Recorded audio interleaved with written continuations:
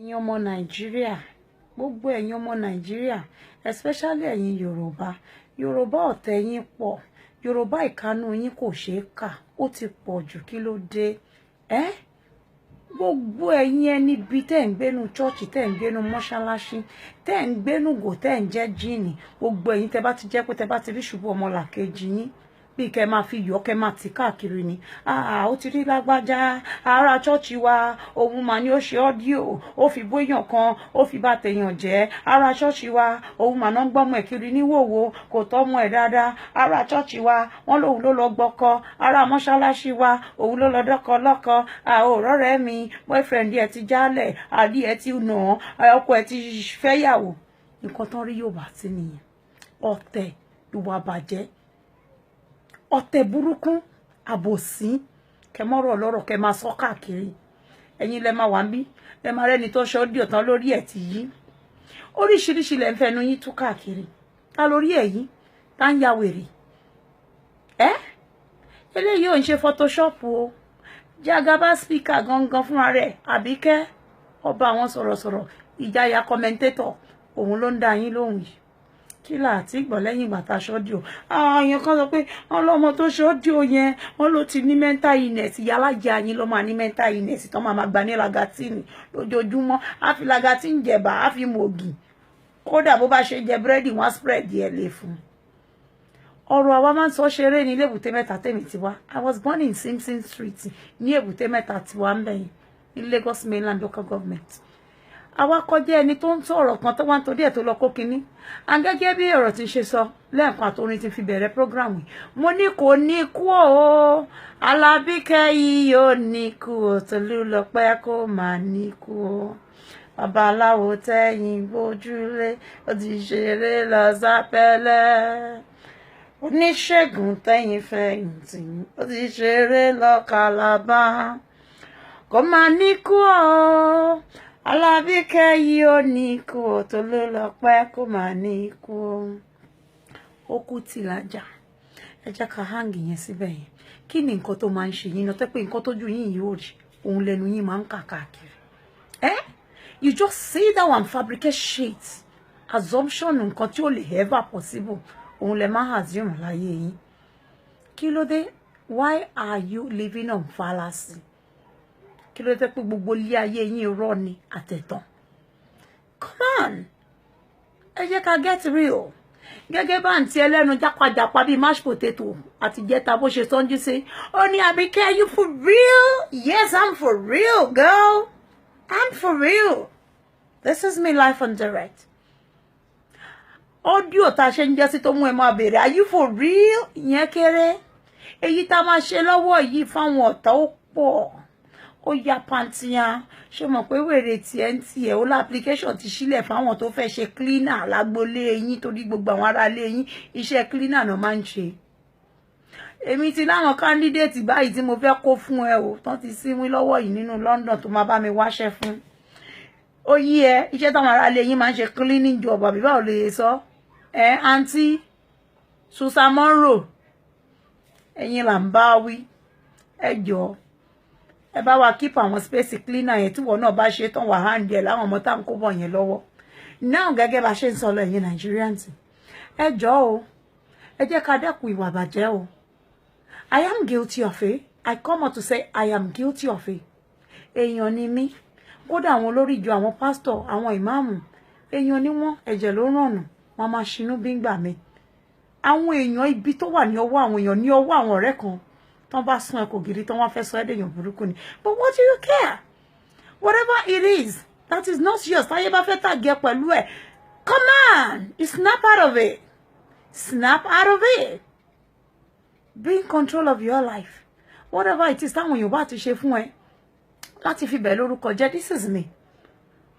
Ọ̀rẹ́ ti borúkọ mi jẹ́ káàkiri tẹ́ pé mo fẹ́ lè má rìn mọ́. Ká dúpẹ́ fọ́wọ́ ògo tó ń tẹ̀lé wa bọ̀ láti Èbúté Mẹ́ta wa.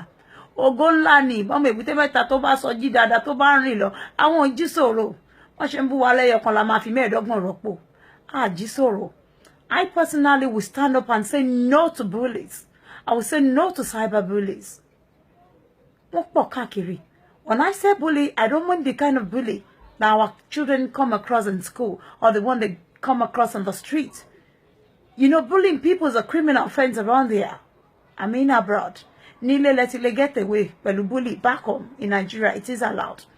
You bully people and you still get compensated for bullying people. But right here abroad, if you try, you meet yourself behind the bars. Right? It is high time we put a stop to this social media posts, audio recording and video recordings to destroy ourselves, to bring ourselves down. Whatever it is that does not add to human dignity, to the progress of human race, let's stop doing it. I'm so sorry I have to be the one to come out and say it is enough. I am guilty of it because I've done it before, but I am pleading with you, please. Because then don't me, if permit me to say. But then we have to do what we have to do. We've seen all kind of demoralizing pictures and audios going around in recent time. Is that what we're trending with? Come on, women. Let's empower ourselves with something more sensible and self-rewarding. I beg you. It's rather unfortunate I have to come out the way you guys know me now. My name has become a very familiar household name with almost every Nigerian household. Almost every Nigerian household now know about Abike. Abike náà rí. Àwọn èèyàn máa múnú bíyàn, wọ́n máa fi búburú san oore. Bọ́jọ́ títorí Ọlọ́run, ẹ jẹ́ ká dáwọ́ gbogbo audio yìí dúró. Ẹ jẹ́ ká fi wọ́n lẹ̀ fọ́lọ́run mú. Ìfẹ́ ìtẹ́mi ṣe fọ́ọ̀rẹ́ tètè mi gan, ó sún mi débẹ̀ ni. Mo fi dá lẹ́kùn torí ó ti ba ayé ara ẹ̀ jẹ́ láì kì í ṣe tèmi. Gbogbo ṣìkàṣìkà láyé ìbọ́ba yóò bá rí ọ̀run wò ẹ̀. Gbogbo ṣẹ́ kálukú òun ló máa ṣàdúrà fún. Mo sọ fáwọn èèyàn gbà tán bọ́ sórí íńtánẹ́ẹ̀tì. Wèrè tó kọ́kọ́ lọ sórí íńtánẹ́ẹ̀tì tó sọ pé báwo ló ṣe mọ̀ bóyá o máa dọ̀la, mo ti béèrè lọ́wọ́ ẹ̀. Ó dùn mí tí mo pé jẹ́ wo ló sọ fọ́lọ́run pé kó dìde lórí àga kó fẹ́ jókòó torí kó fẹ́ gbẹ̀mí lọ́wọ́ àwọn kan. Kọ́ má fè ó kì í ṣe Ọlọ́run. Ta ni ìwọ tó ń sọ fẹ́yàn kanjọ́ tó máa jí àtijọ́ tó ní jí? Ìwọ tó ń sọ̀rọ̀ bó ṣe sọ tán bẹ́lẹ̀ mi bá lóun máa gbà lọ́wọ́ ẹ̀, kí ló fẹ́ ṣe sí? Ìwọ ló ń béèyàn kan threatening èèyàn kan lórí Google. O lè má jí mọ́ lọ́lẹ̀ mi Àbíkẹ́ 20 ọdún lè ní gbọ́ngbọ́n lókè. Okay, gbọ́ngbọ́n ni. 100 years to come, I'll still be hale and healthy pàápàá. Lágbára Ìdùmarè. Nítorí pé tọwọ́ yín bá mọ́, iṣẹ́ ọwọ́ yín ló máa ṣàdúrà fún yín. Bọ́wọ́ yín bá tún wá dẹ̀ tí gbogbo ayé bá ń ṣàdúrà fún yín, iṣẹ́ ọwọ́ yín ló máa ṣépè fún yín. Tó ṣe ọwọ́ yín ò bá ṣépè fún yín, kò sẹ́dá kankan tó lè ṣépè fún yàn. Ẹ lọ kọ́ ẹ̀kọ́ kúrò, ẹ lọ kọ́là kúrò ní ẹ̀kọ́ bá ṣe ń sọ, ẹ kọ́ kọ́là rárá. Ẹ stop gbogbo yamayama tẹ́ ń ṣe káàkiri orí Facebook, orí WhatsApp, orí Instagram. Láti degrade di ara yín, láti demote ara yín. Ọlọ́run ò fẹ́. I'm not sounding like a religious whatever here now, please. Though I am carrying the body of Christ. But then, don't see me like someone that is trying to preach religion. But Ọlọ́run wà. Ẹ jẹ́ ká stop gbogbo social media yìí. Mo rí picture ọmọ kékeré kan tó ń gbé káàkiri. Kẹ́ tó rí picture ẹyọ kan ní lórí WhatsApp, ẹ ti mú titi yẹ, ẹ ti mú ti bàbá, ẹ ti tàwọn ọ̀rẹ́ gbogbo àwọn èèyàn tẹ́ bá mọ̀ mọ́. Ẹ̀yin ẹni bí ẹ ti mú ẹ ti fi sí ẹ̀dẹ̀ pera yín ní Kristẹni. Gbogbo ẹ̀yin tẹ́ jókòó tẹ́ ń wẹ̀ sí àwọn èèyàn. Ìjọ tẹ̀sìn titi yín bá máa dé, àánú yín ṣe mí. Wọ́n lágogo tó lu 12 ni, wọ́n ló ń bọ̀ wá lókan. Ojú ẹ̀sìn tó ṣù yẹ mọ́lé ẹni tó tún ti máa rọ̀. Ṣóyé yín. Oyè tó wá kan ráwo ni. Ó ń bọ̀ wá kan rẹ̀ ẹ̀dẹ̀. Ìwọ tó jókòó tó ń bá wọn bá tèèyàn jẹ́, ọmọ ṣọ́ọ̀ṣì wa ni, ọmọ mọ́ṣáláṣí wa ni kinní kan. Òun ló ń promote ẹ̀, ló ń sọgbá, ló ń sàwọ́ nípa àwọn èèyàn. Even to those people that did audio innocently. Ẹ̀yin tẹ́ mọ̀ story ẹ bá wọn fi jó mọ́ lọ́tùn lósì. Ẹ bá ti gbọ́ he níbì kan, ẹ fi he ẹ fi kún. Orin yín nìyẹn, ẹ̀yin dúdú, ẹ̀yin Yorùbá. Ẹ lọ dẹ́kun ẹ̀. Ẹ yé bá yé àwọn èèyàn jẹ́ torí gbogbo iṣẹ́ tẹ́ ń ṣe káàkiri. Bẹ́ẹ̀ bá jẹ́ ń bẹ ọmọ yín máa jẹ́ ń bẹ. Ó ṣọ́ọ̀jù. Ojú ẹ̀sìn tó ń ṣúbọ̀ ẹ mọ́lé ẹni tó tún ti máa rọ̀.